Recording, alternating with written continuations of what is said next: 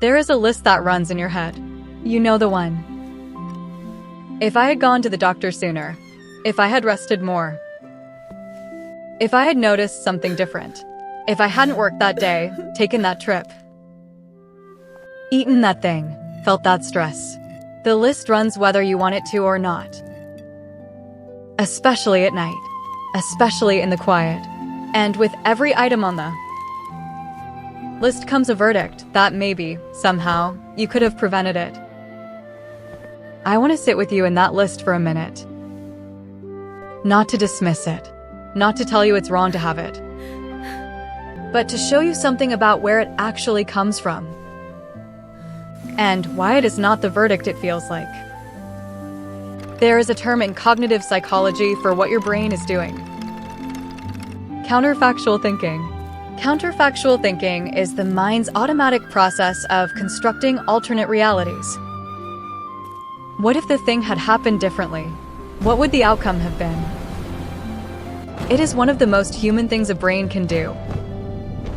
And it is most powerful in the face of losses we could not control. Here is the research on why the brain finds uncontrollable events extremely threatening. It prefers a world where things happen because of causes, where outcomes can be predicted and prevented. When something devastating happens without a clear, controllable cause, the brain looks for one. And if the cause cannot be found outside, it turns inward. It looks at you, not because you caused it, because the brain prefers guilt to helplessness. Guilt, at least, comes with the idea of agency. The idea that you had power that you misused. Helplessness means you had no power at all. And for the brain, that is even more terrifying. So the list of what-ifs is not a discovery of your responsibility. It is a coping mechanism for a mind that cannot accept randomness. And knowing that does not make the list go away. But it might change what you hear when it runs. Because the list is not evidence. The list is the brain trying to make sense of something that defies sense. Research consistently shows that most pregnancy and infant loss is not caused by anything the parent did or did not do. The causes are chromosomal, structural, placental. They operate at a level entirely below the reach of any individual action. Which means the list your brain runs is running the wrong calculations. It is solving for a variable that wasn't there. You are not the cause. Even if the list says otherwise, even if it runs in your voice. In the most convincing possible terms, the brain is persuasive. It uses your own words against you. It makes the guilt feel logical. Feel earned, feel obvious. But logic and truth are not the same thing. When the brain is trying to manage unbearable pain, and here is the part that might be hardest to hear, and also the most important. Carrying guilt is not the same as carrying love. It might feel like it is. It might feel like the guilt is proof that you cared.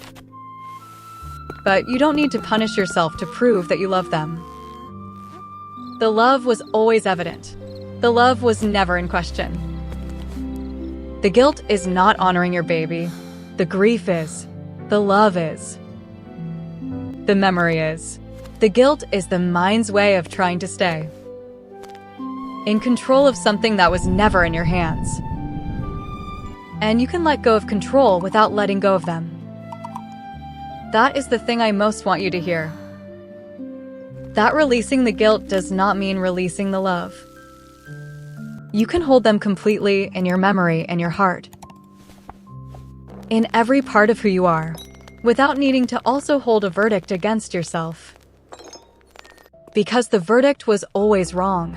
The jury was your own frightened brain, reaching for a cause it was never going to find. Tonight, if the list runs, let yourself notice it without believing everything it says.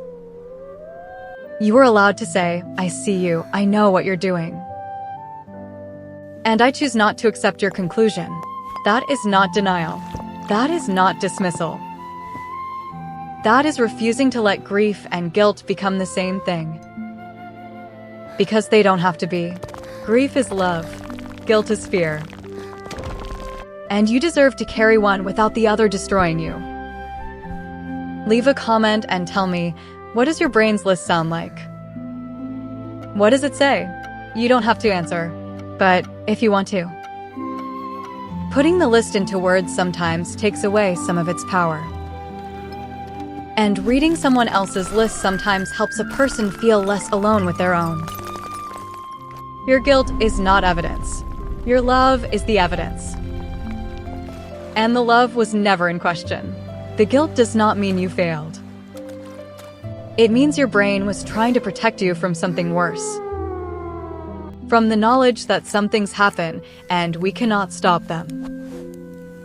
No matter how much we love, that is the hardest knowledge a person can carry.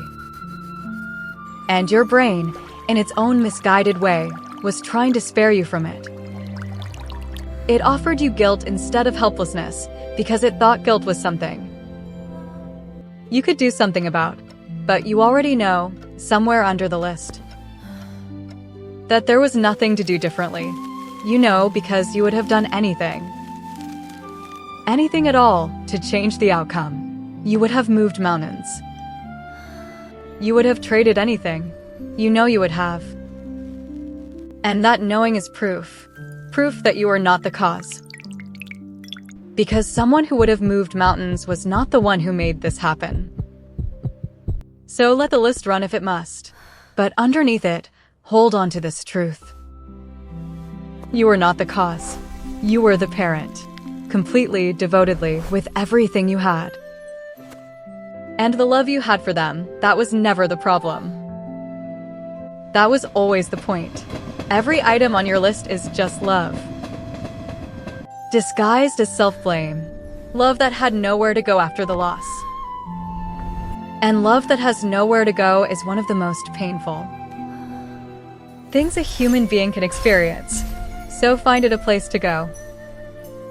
Say their name. Light a candle. Write them a letter. Let the love move. Because love in motion is less likely to turn inward and become guilt. They did not need you to be responsible for what happened.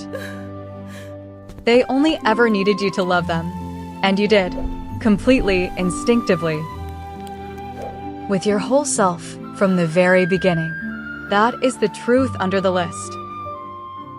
That is what the list is trying to protect. Not your guilt. Your love.